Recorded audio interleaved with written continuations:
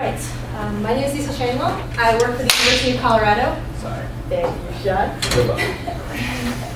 I also do a lot of independent consulting off on campus and to a lot of businesses up there, especially startups. So I know what it's like to work with small things.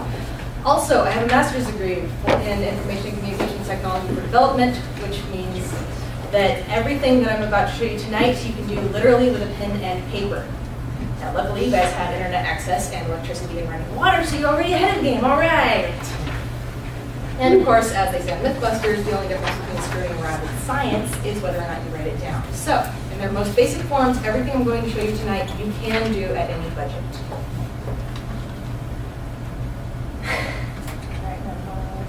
You can just click the button.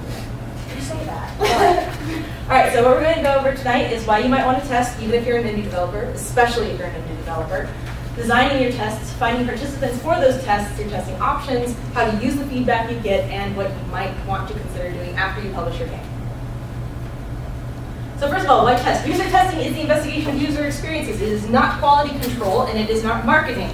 Marketing, for many intents and purposes, can be quite evil. This is not what we're trying to do. What we're trying to do is provide the best user experience for your users. In order to find out how they're going to do that, you're going to need to apply some science. So, this allows you to do informed decisions. It creates a feedback loop between what you're doing and what the users are going to tell you about what you're doing and what they are experiencing. This means you aren't going to be wasting a lot of time and energy going down the wrong path if something is just absolutely not going to work. You will know it faster, you will waste less resources, and you are not going to find yourself frustrated meeting a deadline on something that is completely broken for everybody but the people building it. It can also help you settle a lot of arguments in your teams. If you've got two people who both have some very good points, but you can't figure out which one of them is right or the right design decision, this will help you settle it by getting an outside, objective person involved. They are experiments. Every design decision you make, every interaction, every bit of user interface, that is a hypothesis. It can be proven or disproven based on the data you collect from your test users. Make sure that all your decisions are something that you can not just fluffily say, oh, we're going to do X, but define that, limit it, and make it something that you can understand. And you guys are all developers, you know how this works. If you didn't, nothing would work in the first place. User testing in large companies. I'm trying to get through these as quickly as possible so that we have plenty of time for questions afterwards. But this is what you can't do, unfortunately. Someday maybe, but right now not. You can't collect data from every single player who's playing your game simultaneously. You cannot, for example, track every single bullet fired in every single game by every single user, which is something that has been done and was taken out because it was not really that useful in the long run. And they're able to do nonstop user testing. So how can you, as an independent developer, limit what you can do in such a way that it's actually useful and effective for what you want to do? Well, you have a number of challenges that you have to overcome in the first place. First one, you have limited budgets. This is a fact. You have very small teams, usually close-knit. That is something that you should use to your advantage. However, you do have a distinct lack of space, access, and time. This is space in which to conduct user experiments, access to software, hardware, and equipment that you need to do so, and the time to do it in. But there's one more thing that comes up for everybody, every game developer, every software developer, even some of the people that I've been working with on campus for just regular old sociology experiments. And that is this. I'm going to let you read this quote. It is a gem that I picked up on Reddit in response to a thread on user testing. Vision.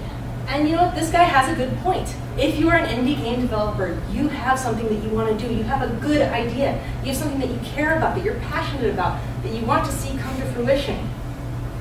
And you want the thing that you have in your head to be the thing that people are playing and loving and enjoying.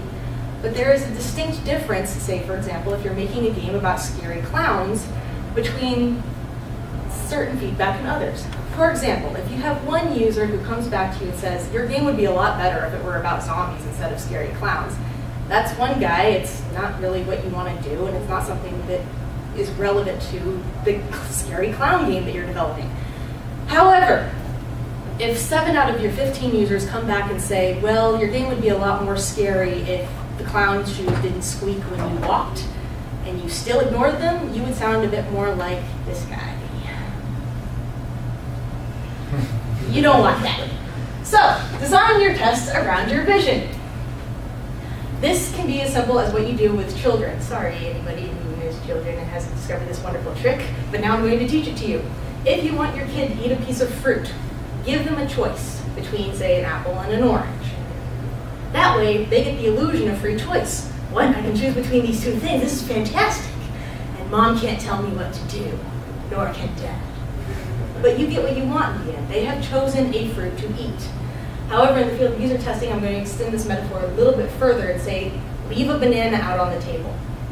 Leave them space to say, well, maybe next time you go to the store, include a banana. You're still limiting it, but you are getting some feedback that is actionable and that is limited to what you can work with and that does fit your vision. So, here are some guiding questions about how to design your tests. Sorry about that. What information do you need specifically at each point in development? What resources do you have available? And how will the information be used? This is going to change. And as we saw when I was setting up earlier, always have at least 3 backup plans. I'm sorry, it's true. Things will break, things will not work, people won't show up. You will get sets of unusable data, or people just didn't care, or it's something that you can't use. So you might want to consider taking your own notes. Even if you're going to be doing a simple survey, if you're doing an in-house play testing, have somebody on your team sit in the back room and scribble around like they're doing some kind of study on wildcats. Always have an additional source of information, not just the one that you're going in to do. Try not to lose anything. It will happen, but anything you can save, you can use. So, we have 3 testing tiers here. I define these are not industry standard, but I hope they will be useful to at least the people in here. These are what you can do and where you can do it, and they're a way of dividing out where you are in the process based on what you need. When you're first starting out, when you are modifying your D&D session to play test a game idea with your friends, that's tier 1. When you're actually developing, that's tier 2, and when you're making something that you're going to release, that would be tier 3. These actually correlate to what you would be doing in terms of your actual technical development. At the very first stages, primary devices. Get it working on a computer, get it working on a phone. Even if it crashes all the time, you've got it up and running. Moving on from there, make sure it works perfectly on your core devices. Then if you feel like doing more than that, all right, keep on extending. Let's see how far we can go with this. 3 is pushing it, but it would be awesome. I mean, let's face it, you may have built your game for 5 to 10-year-olds, but you could find when you bring in your grandmother that you've got not only the best player of your game ever, but she's going to tell everybody she knows. And they're all going to buy copies, and it'll be great. And you will be fighting with the 5 to 10-year-olds, and it will be the best thing ever. We don't know unless you push it, and be willing to push it because it's great. And I can guarantee from my own experience that it is fantastic. So, moving on. How do you find those people? Well, it turns out you're going to need a lot fewer people than you think you do. Because of this magical bit of math. I know it's math, it's terrible, but here, I'm going to make it easy for you. This is the number of user tests. Yeah, 1. This is the number of user tests done by 1 person. See, you're following so far. This is 1 person. This is the number of people you would need to find a certain number of user problems. Now, when N is about 5 people, it turns out that the average value for L, the proportion of the number of problems found by any one tester, is about 31%. This means that with 5 users, you can find 85% of the most obvious user problems with what you've designed. Again, try to push for more. The guy who designed this is a guy named Jacob Nielsen, and he does say you only need 5 testers. He says take 5 people, have them test your game, have them test your interface, and then do it again multiple times. Which you should do, iterative testing, perfect, fantastic. But more people means more chances of finding the data you need. What's more is that more people are more diverse. If you only have 5 people, then you really want to take steps to guarantee that those 5 people are experts or perfect representatives of who you want your game to be for. They need to be perfectly representational. If they are 5 people who look exactly the same, that is not going to be helpful in any way, shape, or form. So don't do it. Find more people. Lure them in. How do you lure them in? Well, with things like cookies. I brought cookies tonight, but cookies aren't the reason you came. On your core test subjects, on the people who are most likely to help you, they are not people who came for the cookies. They will appreciate the cookies. Everybody appreciates the cookies, metaphorical or literal. But they will be people who care, and they will be the people who care about your game, what you're doing, or games in general. They will want to help you. And by rewarding them, that's just creating a nice relationship between the two of you. If you want to get a bunch of people, you gotta mess it up a bit. So, the Steam Box. How many people here have heard about the Steam Box? Yes. Do you guys remember how they got test users for that? For those of you who didn't realize it, they did a survey, but it was more than just a simple survey. They had you go through a number of steps where you had to fulfill every single step in there. That includes giving them information about your hardware, giving Valve information about how you play games, giving Valve information about who you are. They gathered so much information about the people who are interested in the Steam Box that didn't just go to the beta test. That's information you can use for marketing, that's information you can use for your games, it's information for what you can set your technology standards for. You can use the additional data you bring in. However, if you are trying to do something that gets a lot of users, try to use a bit of applied classical conditioning. A random chance at an awesome prize is more likely to bring in more people than a guaranteed chance at a very small one. So, remember, before we get into the testing methods themselves, test your test before you test. Do it with your friends, do it with your family, do it with your little sister who shows up magically at your speeches. Do it with people that are not involved with designing the test, but might theoretically know what to look for. Even if they're people who just know you, who know the way you think and can critique the things that you might put in that you might not think to add. So, let's get into the methods themselves. We're going to go into heuristic evaluation, paper prototyping surveys, card sorting, direct observation, and then get one small note on group feedback. So, heuristic evaluation. Everyone's got a piece of paper, right? Thank you. These are a set of best practices, basically a list of things that you can do, that you should keep in mind. And here's a little caveat. You're all game designers. You're all people who play games. You have grown up immersed in this. So what I'm asking you to do with heuristic evaluation is the same as asking a fish to pay attention to the water. These are sets of standards, best practices that you see all the time. You're used to them. They're things that you would assume should be there, but they aren't always, and we miss them, and we get them wrong. So in order to use these properly, I would recommend these two, especially in this case, the original set of the usability heuristics, but also Melissa Federoff's game design adaptations, which take this original set of usability heuristics and apply them to game design. If you go through her list before designing your game, during designing it, it will keep you on track. It'll keep these things in mind. Then, in order to use it as an actual usability test, you would bring in other people. Evaluate at each logical breakpoint in the development process by bringing in a set of experts. These aren't your standard users. These are people who are full-time FPS players, full-time strategy game players, people who will pay attention and will give you valuable feedback. This is one of those groups where you would not need that many people at all whatsoever, but you would want to make sure you got the right people and at the right time. Then we have paper prototyping. This is best for testing new ideas, and it is, well, it's doodles. It's fun. It's drawing things on pieces of paper and presenting them to people in such a way as to say, hey, is this logical? Is this not logical? You can take it additionally to further things. That's why this version of paper is in parentheses. You can do mock-ups of what you're doing and present them to people and pretend that they're real. That's step 3. That's Wizard of Oz experiments. You could literally make a PowerPoint presentation and have your user interface on it, put it in full screen mode, and then walk up to somebody and say, hey, I want you to interact with this thing I've designed. And if they press a button, then somebody who they don't see behind the curtain will click the button on the PowerPoint presentation and make it go forward. You don't have to program anything. You don't have to build anything. You just have to test whether or not this interface works.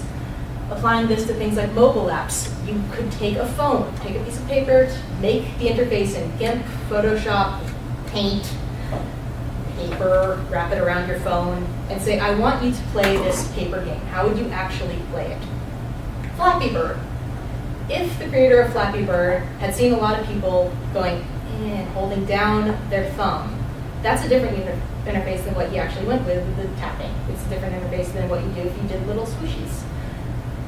Figure out what most people think is intuitive when you present them with what you want to try to do. If I had, for example, an updated version of Ski Free, and I had a paper prototype of it, and I saw that everybody playing the game was dragging their finger back and forth in order to direct the skier, or thinking that that's the way to do it, and I had actually programmed it where they had to tap a certain direction to do so, I might seriously want to reconsider doing that. Otherwise, you could consider fixing this by using a tutorial level, some sort of adaptation, or even just adding arrows with big letters saying, no, no, no, do the other thing. But you do need to understand that if you see these multiple times, even before you begin actually developing, it's something that should be addressed. Card sorting. This is a classification method. And in order to do it in its most basic form, all you need is a bunch of index cards. There are two ways to go about creating the original set of cards to sort. The first is a person-based set, where you call in your group of people that you'd like to test. Let's say we're building, I don't know, a role-playing game. And we want to know how to organize our backpack. We could have those people deal with a set list of things and say, here's what we need in our backpack, how do you organize them? Then just stand back. Let them organize it how they think is most logical. Let them organize it into the groups, the classifications they think are most useful or that they would expect to see in your final game.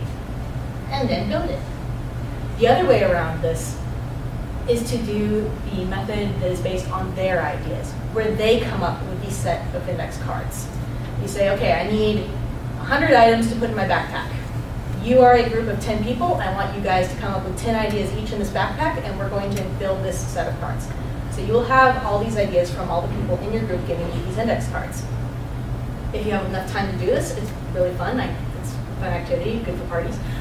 You can then go through it and find those ideas that are replicated ideas, ones that pop up all the time, common things that they would expect to find in that system. Those are things you should definitely include. But don't stop there. Take all the remaining ones out of that set. Say, okay, we definitely need these because there are at least doubles of everything here. Put those aside. That's your first set of information you can use to design your game. The second set is you take that, you go back to your group and you say, okay guys, I want you to reorganize these. I want you to organize them either into what fits best into the backpack or what you think is most important, because we're going to get rid of 50 of these. Then you can either do it independently, and these things will help. Online tools would help most with this. If you're doing it in a group, you're going to have to let them duke it out. Have them sit down, figure out which things are definitely necessary, which things are not, and make that a cut line. Say, we're going to get rid of this. That will give you an actual gradient. You'll know which things are less important because they're the ones that they're either not certain of, the stuff in the middle, or that they just didn't care about at all. You may be telling them, yes, it's a black and white situation, but you're gathering more information about that, information you can actually use. So, then we have surveys. Yay! Everyone has done one of these in their life, yes? If not, I would love to talk to you after. I want to hear your story. That would be amazing. Surveys can be difficult to design, but they are a great way of getting a lot of quantitative information. Information that you can use to do statistical analysis, information that you can use to build databases. Consider, for example, the Microsoft Studio User Research Group. They have a database that goes back all the way to like 2001. In 2001, yeah, they didn't really have something that they could work with. They would have sense of speed, 1 to 5. Well, what does that tell you, 1 to 5? It doesn't tell you anything. However, if from every test you do, you keep referring to your original score. Sense of speed, on average, maybe it was 2 when you first started out, but by the time you're ready to launch your game, it goes up to 5. That's a definite demonstrable improvement. What's more is that you can hang on to those same things for your future games. Sense of speed between game number 1, maybe it was 5 when you released it. Game number 2, if it's 6 when you first start off, that's something that tells you a lot about what the user is experiencing between your 2 games, between the 2 ways you implemented sense of speed, and how you can address it going forward. They are, however, things that you need to keep close tabs on. It can be really easy to mess up a survey doing things like, how old are you? 20 to 21, 21 to 23. Well, if you're 21, which box do you press? So I would recommend, before going into a survey, that you go over the best practices for survey design, which are on your pages here. But also, going back to that first slide in this section, have somebody else go through it first. Have somebody go through it, say whether or not they would like to add anything else. and whether or not they thought the survey made sense. But most important of all, most important thing for any survey, which I see gone all the time, every time I see it on Reddit, I see it in real life, I see it in political surveys, they don't add an extra box. Add an extra box, please add an extra box. This can be the most valuable thing to you. You can have one guy who has the breakthrough, one girl who has a picture for the best thing that you could add. But if they don't have any way to share that with you, you're never going to get it. You're never going to get that insight. And you're also not going to have fun things like people drawing, clowns fighting zombies. That would be fun. That's something you could use in the future. Who knows? But if you don't leave that space for additional input, if you don't leave the banana on the table, you're never going to get anything. All right, and then finally, direct observation, which I've left for last because it is most complicated, and I do want to leave time for questions, but this is important. Direct observation can lead to, first of all, ethical issues. Do you want to spy on your friends? Do you want to spy on your friends and family? Who gives permission for you to test a game that involves children being involved? Yeah, start small. Start with people. Pay attention to the things they say. If you want to do a game for kids, make sure you have the parents involved at every step in the process. And know what you're looking for. You can't just say, I'm going to take a bunch of my friends, lock them in a room, have them sit on the couch, and play my game. That's not information you can use. I mean, it theoretically is, and I really love this. If you hook people up to biometric sensors and then you can watch their heart rate and stuff go up, and then you can look at that for affect. But that's expensive and difficult, and you're really going to have to look for ways to quantify things that are qualitative in nature. So how do you do it? Well, naturalistic observation is the most easy way to do this right now. You would basically have people either doing it at home and you go to them, or you bring them into your space and you have them interact with what you've created in a natural manner. At the most basic level, this is standing behind them and taking notes as they play. Would not recommend, it's not really objective. Try to step it up to at least level 2, which is film it, record it, record the screen, record the person, ideally record both the screen and user behavior. There are a couple of listings on your page there which have free trials, which are free by nature. If you have a Mac, you can use QuickTime to record the screen. If you use a headphone jack in with Soundflower, you can actually record people doing talk aloud, which is people playing your game and then talking and speaking their thoughts aloud. They would be dictating what they're thinking and what they're doing to you as they play. However, this does kind of interact and confirm things. Heisenberg applies here. The more you mess with something, the more you're going to affect it. So you would ideally want to stand back as little as possible, yet capture as much data as possible. For a small group like this, for small studios, I would advise either creating or investing in a method of recording user behavior and their screen, but not asking them to talk aloud. I love talk aloud, but you want the most valuable data. So what you would want to be doing, record the screen as they're playing with it, record what they're doing while they play. That's looking at their face, looking at their body, looking at their posture, and then do a post-play interview. Sit down with them individually, don't do this in groups, and say, okay, well, you did this at this point in time, this is something that's interesting, would you like to tell us about it? Sometimes they don't always remember, but sometimes they do. If you see somebody drive off the edge of a cliff, and you go, okay, so you drove off the edge of the cliff here, and I see that you grimaced about the edge of the cliff here, but then you did it 2 seconds later and you were smiling. So why did you drive off the edge of the cliff? You can get valuable data like, well, the sound effect for driving off the edge of the cliff was hilarious. Okay, that tells me that I should either add more funny sound effects or that I should disincentivize driving off the cliff in some way. Otherwise, we're going to have people intentionally doing these things. There actually is a research paper involving Super Monkey Ball, if anybody remembers that, where people would repeatedly run into each other just because nothing happening on screen, well, a little bit, it was kind of funny, but because the people they were playing in a natural setting would freak out about it.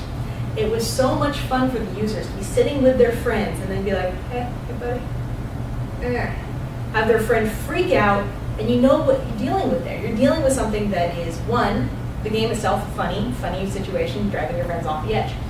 Number 2, you have a game that works best in social situations. You want to play that up. You want to make that something that people search out and do more of. when you're doing your marketing. I'm sorry, but when you're doing your marketing, make it obvious that you're going to have the most fun if you play with your friends. Use this data. It's valuable to you. It's valuable to everybody. And it can be a lot of fun. And people who do it, they like it. If they're invested in the game, otherwise what are they doing there? So, focus groups. Here's the note I told you about. They're not your friend. Don't do them. Focus groups, bad. Focus groups fall victim to what we see every day in our lives, what we saw growing up, what we saw everywhere. The strongest personality in a room will win. Groupthink will win. In focus groups, you will not get the best feedback. Instead, you're going to have somebody saying, oh, this is the worst idea ever. And if that person is scary, if she's intimidating, if she is somebody that they think is an expert, the rest of the group isn't going to say anything about it. If you have people providing their only feedback to you in a group situation, group dynamics will always, always win. And you don't want that. You want your game to be the focus, and you want the data that you get to be the focus. So what can you do? Alternative methods. Heads-up seminar. Anytime in a group session, if you have to use a group session, keep the answers anonymous from one another. If you need a thumbs up, thumbs down situation, have everybody hide. Have everybody write it down on a piece of paper. Keep it in such a way that they are free to express themselves and give you honest, valuable feedback without being judged by those around them. Without fearing that what they're saying is wrong or makes them look stupid or that they don't understand the game. The pressure should be entirely off them. The pressure should be only on your game. And, well, we're over that one, but the other one I mentioned, thank you, is biometric-based tests. I will not get into this tonight. I've written 2 articles about it if you're interested. This is a modified version of direct observation, where you just do things like use a heart rate monitor, just one like from Walmart, Target, and link that timeline to the recording of your gameplay session. I bring this up because it's been proven to find at least 60% more issues than any of these other methods all by themselves.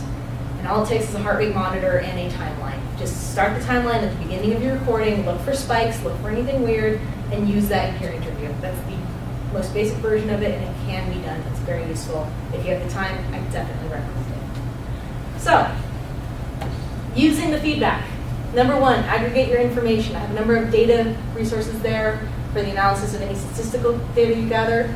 There are also several methods you can use, to look at it differently.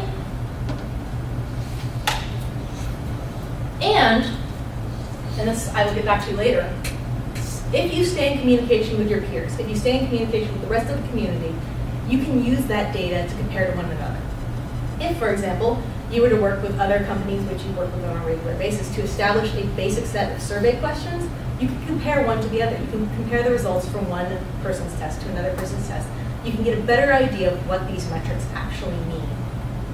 And when you do aggregate that information, you want to look for 2 things, not just the most statistically significant trends, but the ones that stand out, the ones that are really weird, the ones where you wouldn't expect to see it, even if they're small, even if it's just what's going on here, which is where things like correlation come in. If you find the majority of your users who are female like X and the majority of males who are male like Y, or any other weird combination thereof, try to look into that. You can go ahead and say, yes, it's true, these people like this, these people like this, but it's not always the most accurate metric, and gender's kind of a fluid situation anyway. Figure out what they're reacting to. Figure out which things correlate to what and what you can do with that information. So, number 3, most critical thing on here, I should have bolded it, I apologize. Identify what the real issue is. It's not always what they say. Users, they don't like things that they don't understand, and they don't always complain about the things that they're complaining about. Borderlands 1 had a section where you would go into this area and it would be full of skags, or little monsters. If you play the game, you know what they are. Not think of wargs, but more annoying. When they went through this area, they complained to all of the user testers, there are too many wargs in this area. So what did they do? They tripled the number of wargs. Tripled it. So now this area was no longer a travel zone where you had a bunch of wargs in the way. It was a battle zone. And they loved it. They thought the entire place was, improved, at least in the user testing. User experience at the very end might be different. Another situation, same game. reload times. They thought they were too slow. So they added extra animations in the reloads to make it look like it was more complicated than it was. The time itself from beginning to end was exactly the same, but users said, hey, this is a lot faster than it was last time around, good job. So again, try different things if you can. If you can identify the real issue, definitely a plus to you. It means you're very insightful. If not, do a couple more experiments. Make an attempt to fix the problem. You could make things more difficult. You could do exactly what they told you to do. Either way, test it again at the end to make sure that what you did was useful. Don't just say, oh yeah, problem fixed, and walk away. It might have made it worse. So, last thing here, after publication, please share. Please share your data. Everybody likes data. Everybody likes information, especially if you can use it, especially if you can compare it to other people. And it's something that everybody can really benefit from. If you find a trend in your game, that's cool. If you see that repeatedly in lots and lots of different games, that's something that everybody should be paying attention to. That's something that we can use. It's something that everybody in the industry could benefit from. What's more is that we're in a cool industry. We can discover things that sociologists would have to beg their thesis people for years. We have the ability to test things with games that people in academia might not ever even get the chance to look at. And we're discovering them entirely by accident. But if we don't talk to one another, we'll never see them. So please share. All right, so time for questions. Does anybody have any questions about methods? I know I sped through those. I did want to provide as much information. I've got one. The math equation. I'm a mathematician. Okay. I liked it. So the math equation. Can we go back to the equation? It's like slide 3, 4. It was way back there. I didn't realize I left that one slide as just remember. All right. Okay, so the n, the first n for number of users in the test. No, this is the number of users in the test. Sorry, the number of users.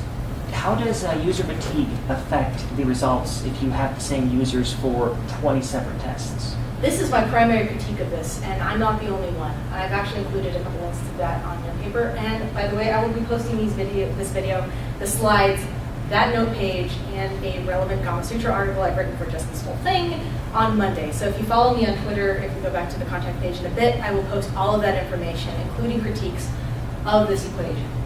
So what's the big N and the big L? So this is the number of problems found by a single user in one test.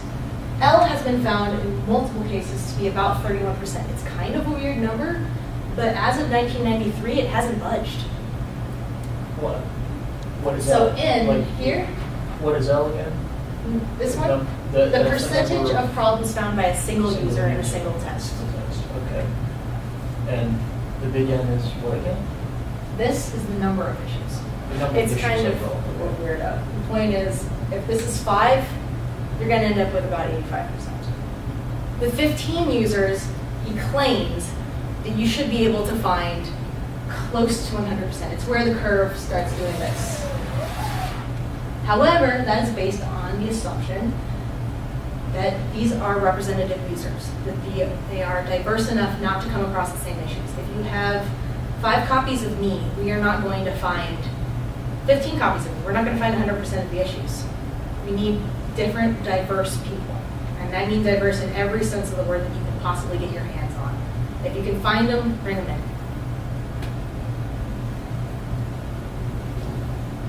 Okay, so when you're watching people like actually play test your game, so I was wondering like, okay, so should you say stay silent or whatever? Because we're gonna try to talk to you, and I usually do whenever I have someone test my game, and I talk to you and like, oh, well, what am I supposed to do? Like, you just leave them and say you can't say anything, or just like.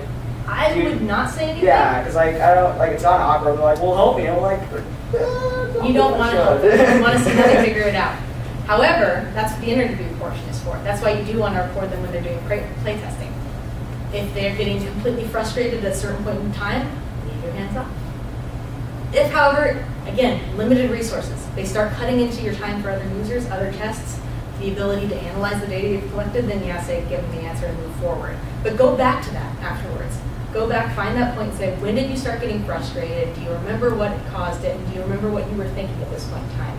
I would not recommend when they're frustrated to say, okay, what's wrong? Because they're going to get angry at you. They're not going to get good data, or they might, throw whatever you've got across the room. Not fun. Expensive. Cool. So if you're targeting a specific demographic, Yes. then what kind of scope do you want to have as far as diversity? So for instance, like if I'm making a game that's targeted towards teenagers, I mean, is it necessary? I mean, do I only go to teenagers, or do I also want to include other people in the group? What percentage of that should I If you have a limited number of people that you can get, start with the teenagers. But do go beyond the teenagers, because not all teenagers are indicative of teenagers. We Right. would know we were teenagers. I would bring in middle school. I would bring in some college students. I would bring in some old people. I would bring in old baby. I don't know. I wouldn't bring in a baby. They're not really useful. They don't talk a lot. But do bring in a diverse group, high school students. If you can only get high school students, if, for example, you're going into a high school and saying you want to bring in some people, try to get, not the stereotypical groups, they are not real, we know this, but try to get something that doesn't look like a group of friends came in. They could be useful, but they're probably going to think in a similar way. Bring in a group of friends if you're doing a group game, if you want them to interact with one another. If you want them to sit on the couch and play with their friend, if that's what you're going for, definitely do it, even if they're not playing. If it's a single player game and you're expecting that, Juan and Joe and Pablo are all going to be sitting on the same couch together and playing while one person has a controller, make that a realistic situation. If, however, you want to do a bunch of one-person tests with just the people interacting with your game, which is the more likely situation, honestly, keep them separate and make sure that you have as many people with as diverse groups as you can, even if it's within the realm of high schoolers. High school is really, it's a crazy place. It may be one age group, but the types of people within it are crazy different. Yes. The whole heart rate monitor thing, I'm trying to, Ooh, I love it. Okay. Yes, I love because it. I have never seen anybody, at least Okay. small scale, do So- something like that. This was not possible even 2 years ago. The technology wasn't there. It was too expensive. You can go to Target right now, and Nike has one of these, and you can find these heart rate monitors, which you can sync to your phone or to a computer, and they will keep a record of your workout. You can use those for user testing. All you do is you take one of these watches, you hook it up to somebody while they're playing, and then you take that readout. Say that you begin your test at exactly 4 p.m., and that's the same time as you start the watch. When you go back and you review the video of that playtesting session, keep that timeline from the watch right up next to it. Say if there's a spike in the heart rate at about 15 minutes in, and you're looking at the video and about 15 minutes in, they've just run into somebody, they've just driven off a cliff, they've just found something. That's a significant event. If you find that in more than one user, that's definitely a significant event. It's something you should look to replicate, it's something you should look to investigate, and it's something that you can use in the future. The exact opposite is true as well. If you have something in your game that's supposed to be really exciting, and you notice that nobody's heart rate increases at all when they're interacting with it, you might want to ask them questions about how it can be improved, what their experience was at the time, whether they were bored, and how it might be less boring. It's interesting. I just never heard of that. Again, it wasn't really possible until recently. I mean, unless you have a lab, but I don't know. Is there a specific BPM like for heart rates that you would want for specific games? No, because everybody's heart rate is different. If you have a low body mass, for example, your heart rate can slow down. But if you have a high body mass and you're an extreme athlete, it can also be rather slow. People who have hypertension are going to have, the important bit is to have the baseline, which is why you would want something that has the readout, so you can see what their baseline is, so you can use that going forward. And it is something that you can't average. It's not a bit of information that we can use, much like the surveys, to create a database. This is going to be different from user to user, but the data that you get from it is going to be valuable no matter what. Is it possible to calibrate for the user's BPM by front-loading your game with a scary event, an exciting event, a boring? Yes, actually, you can. You do? And I saw a test for this. I'm sorry, I love these papers. I actually have a blog in case you're really bored and curious one day, I can come and talk to me later. I'll give you the address for it, but I just keep scientific papers and their abstracts on it, and it's of things like this. And one of the test games that they designed was basically how much can we freak out the people that we're going to be testing, and how can we use this data? And it was essentially a screamer, like one of those YouTube videos where you just had the game starting off, they thought, okay, this is their resting heart rate. Bam, scary event happens, heart rate spikes, and then they use that to figure out what the rest of their game was in comparison to that first jump scare. If you want your game to be full of jump scares, beat your first jump scare. If you don't want it to be that frightening, keep it below the front jump scare. And you can use it that way. If you're just using that little bit here to figure out the baseline, that's also something you can see. It's also something you can use. Now, there is one caveat here, and it's that you have a difference between arousal and valence. Arousal is whether or not your body is reacting to something, whether or not you've been frightened, whether or not you're in love, whether or not you're startled. Valence is whether or not that's a good emotion. Valence we can't measure. There is literally nothing I know of right now, and please correct me if I'm wrong, anybody, that will help us figure out valence other than interviews, rather than watching it, rather than the fact that we're a human and we can look at human facial expressions and say, oh, that was fear, but that was falling in love with Cortana. You can see those spikes, but you won't know what they are. All you know is that the brain and the body have reacted to something that you have created in your game, and you can replicate and you can use.